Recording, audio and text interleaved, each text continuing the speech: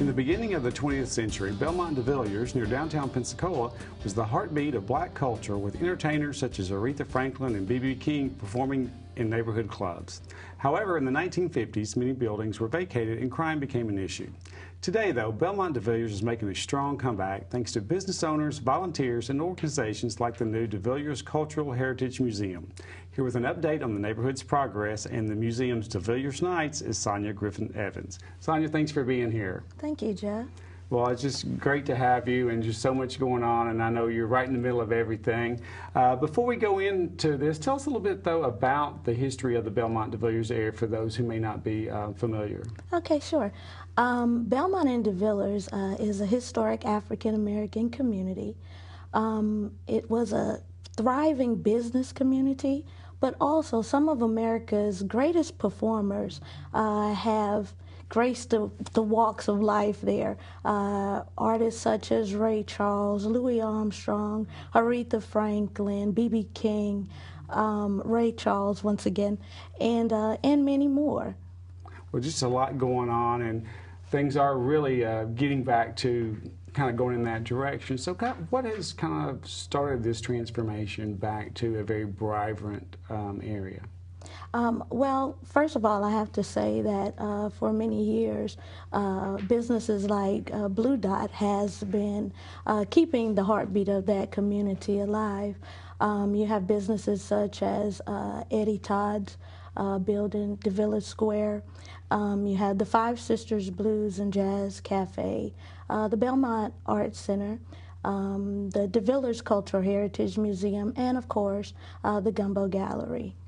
Which is yours. Yes, which is my art gallery. Well, that brings me to an interesting point. You know, a lot of people want to help or think things are great or tell people about things, but they don't maybe not want to invest their own personal resources. You're a businesswoman and you have a Gumbo Gallery right there near the intersection. What made you want to invest in the area as well as be an advocate for the neighborhood? Well, after learning more about the history of that area, and wanting to open an art gallery myself, I found it very appropriate to open a gallery in that area, seeing that it is on, you know, it's revitalizing, and it was the perfect spot, perfect timing.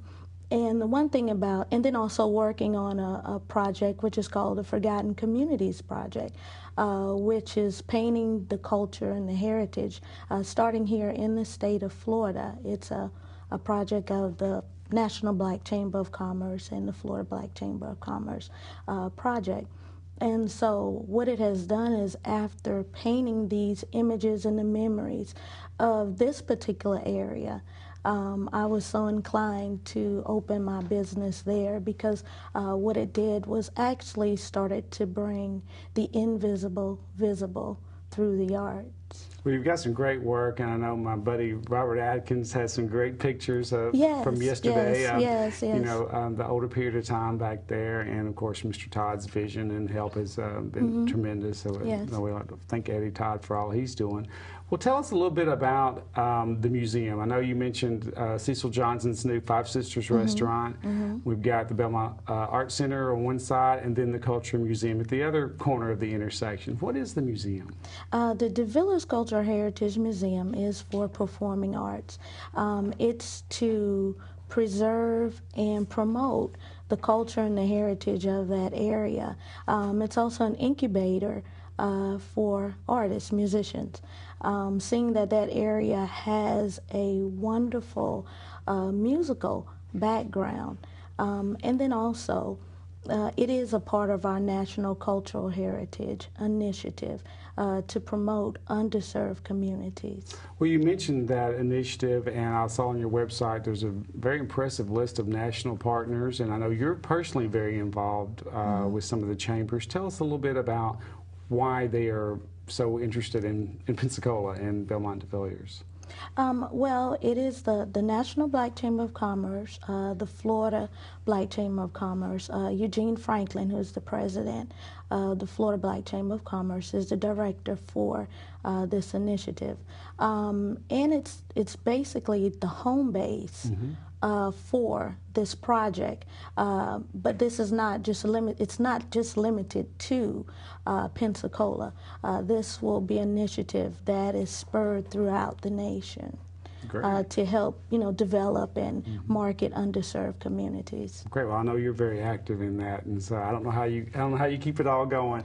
As a board member of the museum, tell us about Devilliers Nights. That's been I've really enjoyed being over there, and it's a lot of fun. So tell everybody, and then let's invite everybody to come on down. Yes, Devilliers Nights is actually a celebration of the culture and the history of Belmont and DeVilliers, and also to promote the businesses in that area and letting everyone know that Belmont and DeVilliers is open again for business and that it's safe to come out.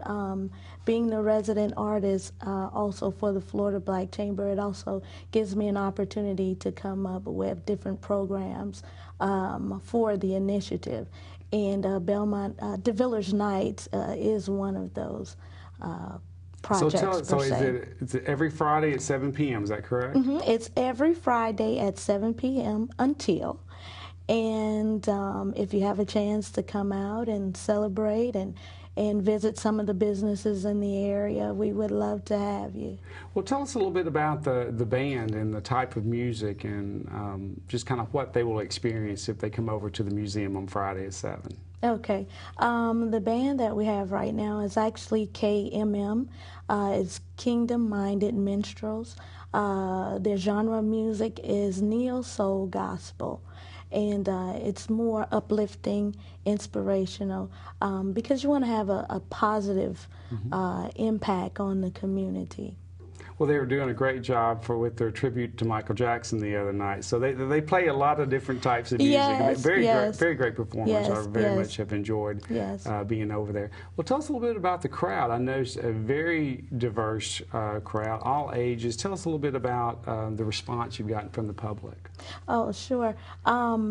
For Devilliers Nights, and you're right, it's a mixed crowd, multicultural, and then knowing about the history of Belmont and DeVilliers, it crosses all social and racial lines. It is a true bohemic crowd, a bohemic community, and so, and every Friday it's growing and growing.